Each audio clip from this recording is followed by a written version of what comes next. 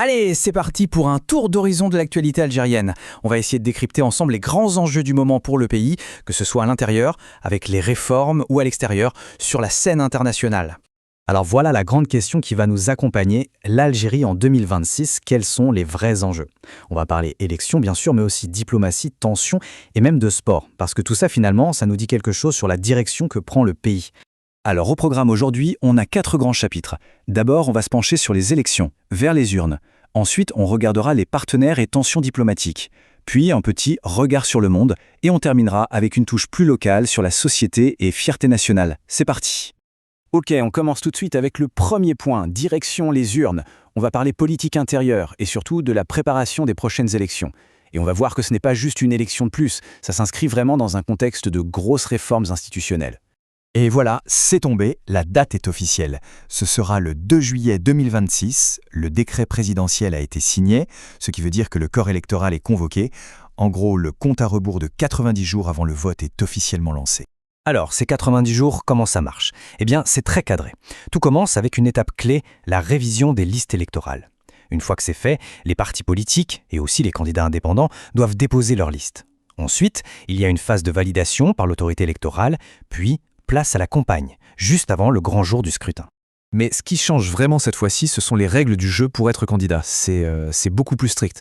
On sent une vraie volonté de renouveler la classe politique. Regardez, il y a des quotas pour les femmes, pour les jeunes de moins de 40 ans, et même pour les diplômés du supérieur. Et en plus, les contrôles sont hyper poussés. On vérifie la situation fiscale, le casier judiciaire, et il y a même une clause pour écarter les candidats suspectés d'avoir des liens avec l'argent sale. C'est vraiment un signe fort des réformes en cours. Allez, on quitte la politique intérieure pour s'intéresser à la diplomatie. C'est une sorte de ballet diplomatique que joue l'Algérie en ce moment. D'un côté, une relation qui se renforce avec un voisin clé, et de l'autre, des tensions, des vraies tensions avec un partenaire historique.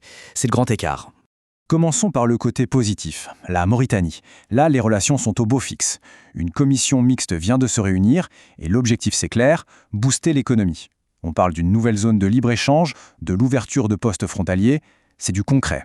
Et bien sûr, il y a aussi un enjeu de sécurité commun dans la région.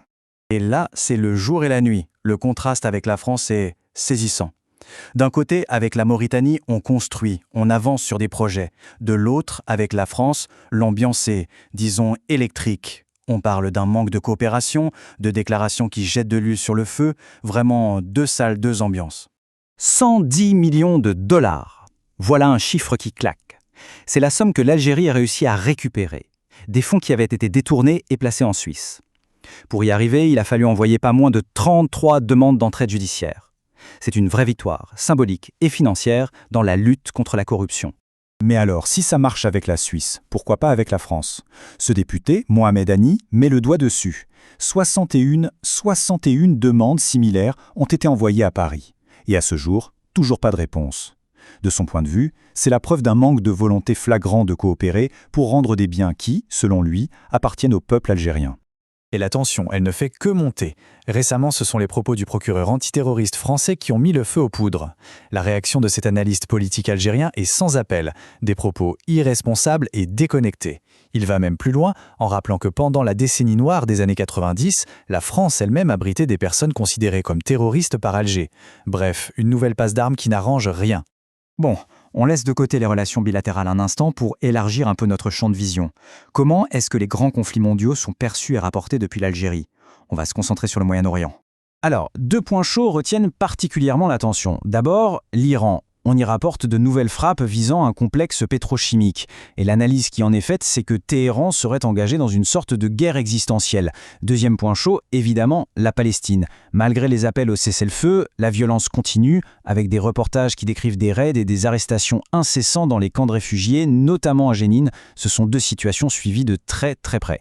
Allez, on rentre au pays pour notre dernière partie. On va parler de choses qui touchent directement la vie des gens, le quotidien, mais aussi de ces moments de fierté collective, ces victoires qui font du bien au moral. 9400.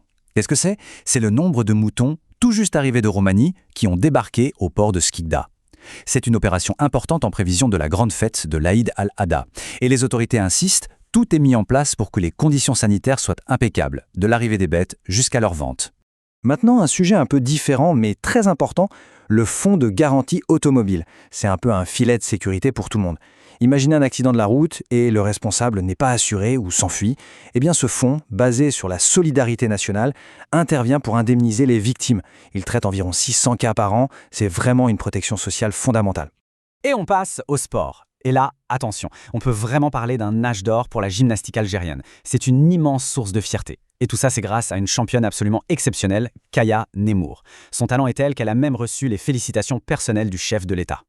Et quand on regarde ces résultats, on comprend pourquoi. C'est juste spectaculaire. À la dernière étape de la Coupe du Monde, elle a tout simplement tout gagné. 2 médailles d'or aux barres asymétriques et à la poutre, avec un score impressionnant.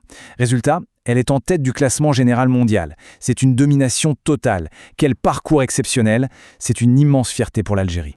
Et attendez, ce n'est pas fini. La vague de succès continue. Cette fois, c'est sur le ring.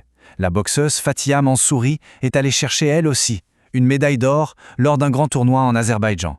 Encore une victoire qui montre que l'Algérie brille sur la scène sportive internationale. Alors voilà, on boucle la boucle, on a vu beaucoup de choses. Si on revient à notre question du début, on sent bien que l'Algérie est à un carrefour. D'un côté, il y a ce grand chantier des réformes internes. De l'autre, un contexte international super complexe, parfois même hostile. Tout l'enjeu, finalement, c'est de réussir à naviguer entre ces deux mondes pour construire l'avenir. C'est une voie qui clairement est encore en train de se dessiner.